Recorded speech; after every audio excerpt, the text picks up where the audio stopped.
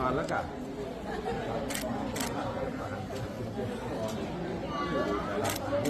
ได้จะไปดึงไว้จะตึ้งก็ต้องปล่อยเลยนะครับได้สายสิ่งที่เขาถือไว้นะพอคนขึ้นไปเนี่ยเขาก็ปล่อยช่วยกันปล่อยมานะครับ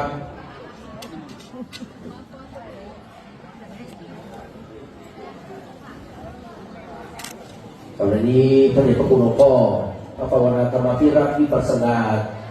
เจ้าคณะอำเภอเมืองเชียงใหม่วัดร่ำปึงกำลังอธิษฐานเจิมแล้วก็จะปิดทองนะครับแล้วก็จะผูกผ้าแพรสีที่โผล่วางทั้งหมดนะครับครบทั้งหมดเลยครับ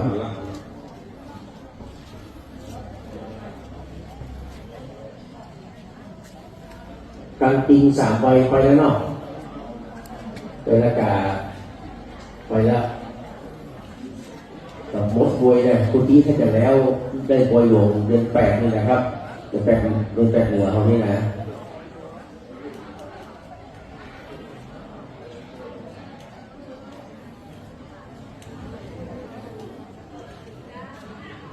หรืออาจารย์แม่ครับดร.นะครับอิทธิพัฒน์ก็ไปเจอไปเลยนะครับก็ไปถูกฆ่าแพรสีโดยเวลาพกเตรียมพร้อมเด้อ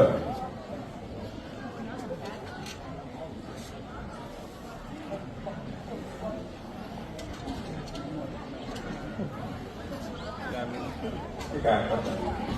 ต่อไปครับหลวงพ่อปลอดภัยประพรมน้ำพระพุทธมนต์แล้วนะครับอาจารย์แม่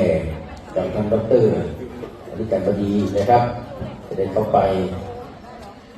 มีต่อเด้อนะครับ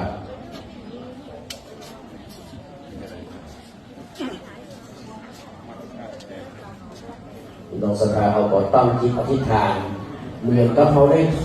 ำเหมือนกับเขาได้เจิมเหมือนกับเขาได้ผูกผ้าแพรสีที่เจ้าฟ้านะครับกับตั้งจิตอธิษฐานไปพร้อมกันเด้อ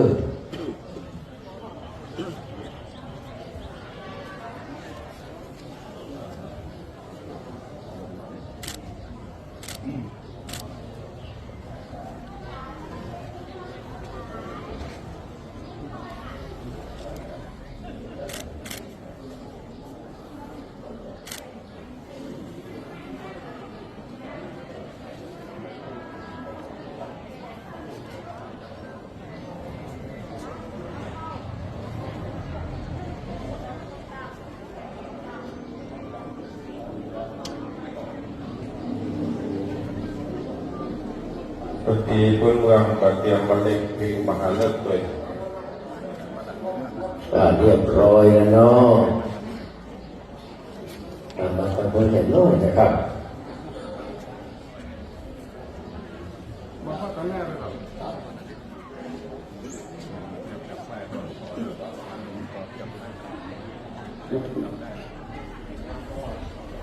ช่วยกันจับได้เลยนะครับ